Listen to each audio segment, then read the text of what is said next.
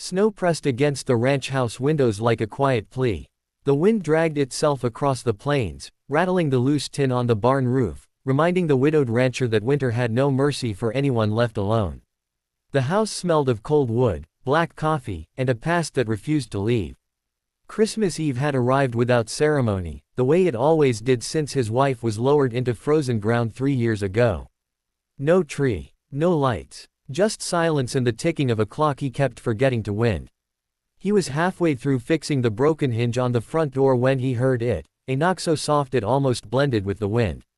He paused, hammer hanging midair. No one came out this far, especially not at night, especially not on Christmas. He opened the door slowly, hand already tense, prepared for trouble or disappointment. She stood there wrapped in a thin coat that had seen better winters, snow clinging to her dark hair and eyelashes. Her shoes were soaked through. Her hands trembled, whether from cold or fear he couldn't tell. She didn't look like someone who had come to ask for charity. She looked like someone who had run out of options. "I ain't got nowhere to go, sir, but I can cook," she whispered. Her voice cracked on the last word, as if she was offering the only thing she had left that still held value. He stared at her longer than he meant to. The rancher wasn't cruel, but grief had made him cautious. People passed through sometimes, drifters, broken men chasing work, but women rarely knocked on his door, and never like this. Not with eyes hollowed by hunger and nights spent hiding from the cold. "Who sent you?" he asked. "No one," she said quickly. "I was told there was a ranch up this road. I didn't know it'd be this far." The wind shoved harder, and she swayed slightly. That was when he noticed the bruise blooming beneath her sleeve, the faint cut at her lip.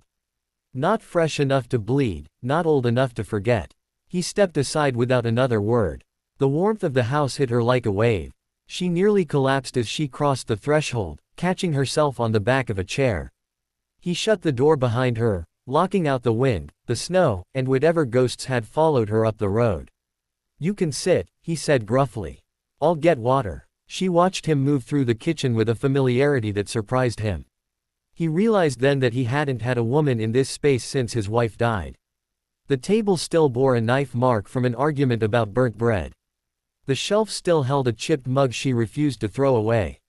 She warmed her hands near the stove, eyes drifting to the counters, the hanging pans, the sack of flour in the corner. "You hungry?" he asked. She nodded, embarrassed. "I can make something, I promise. Won't waste a thing." He handed her an apron his wife once wore. It still smelled faintly of lavender soap. For a moment, he almost pulled it back, but her fingers closed around it like a lifeline. She moved quietly, efficiently, like someone used to kitchens that weren't hers. Flour dusted the air. A pot began to simmer.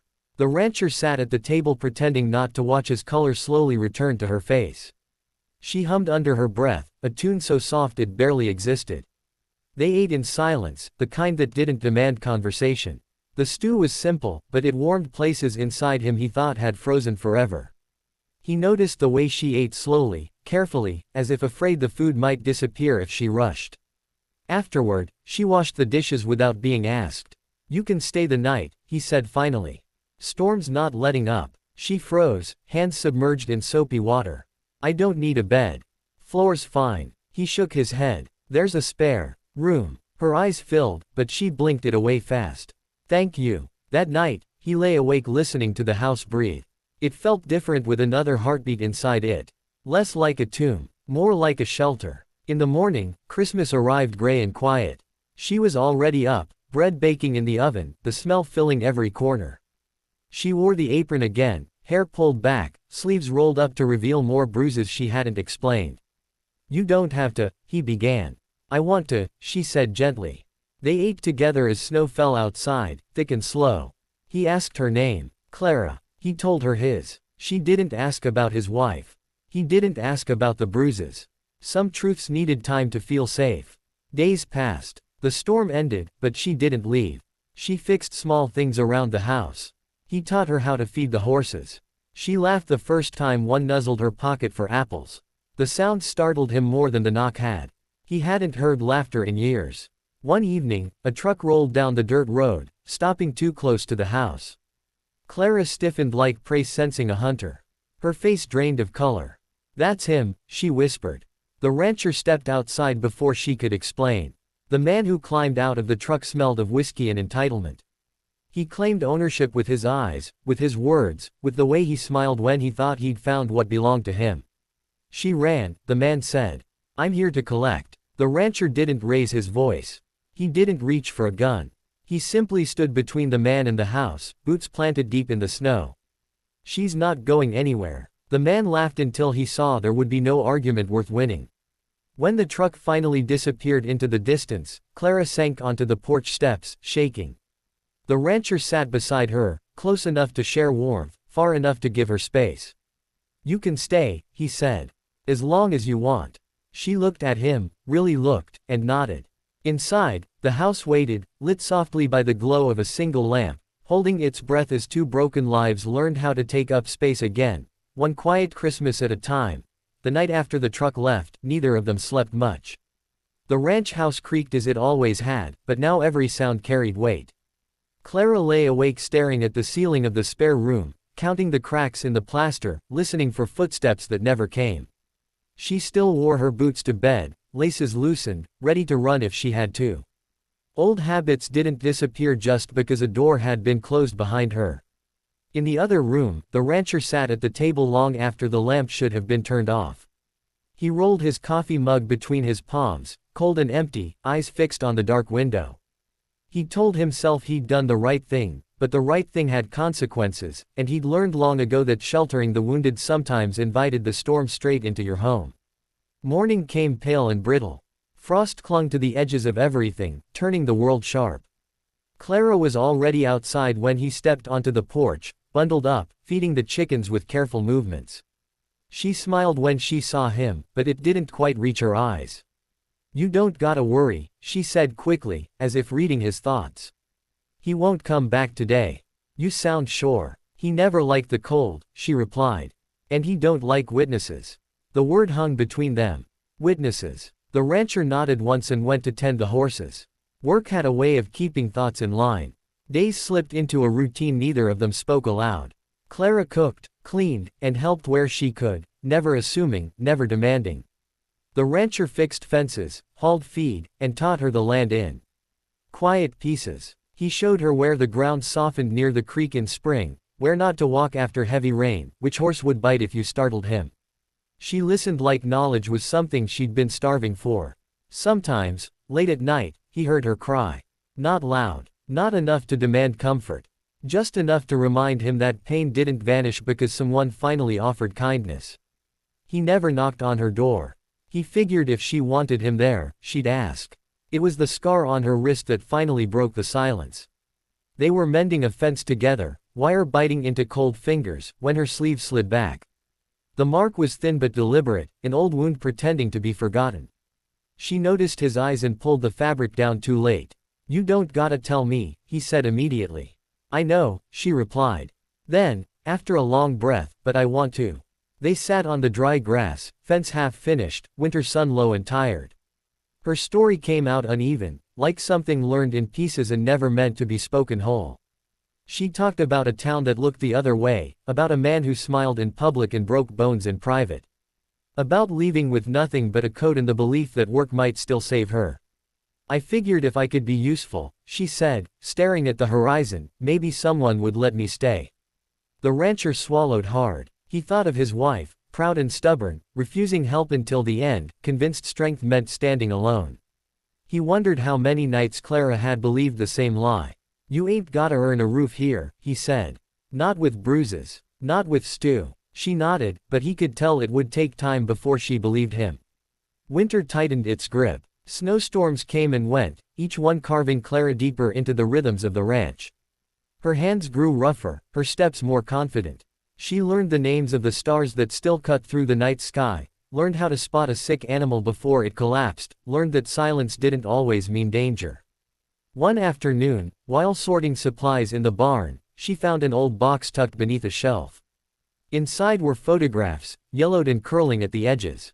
A younger version of the rancher stood beside a woman with a fierce smile, her arm looped through his like she dared the world to challenge them. Clara didn't mean to pry, but when he walked in and saw the box in her hands, she froze. I'm sorry, she said. I didn't know. He took the photo gently, thumb brushing the woman's face. Her name was Margaret. She looks strong. She was, he said. Strong enough to carry me when I didn't think I could keep going. Clara returned the box without another word.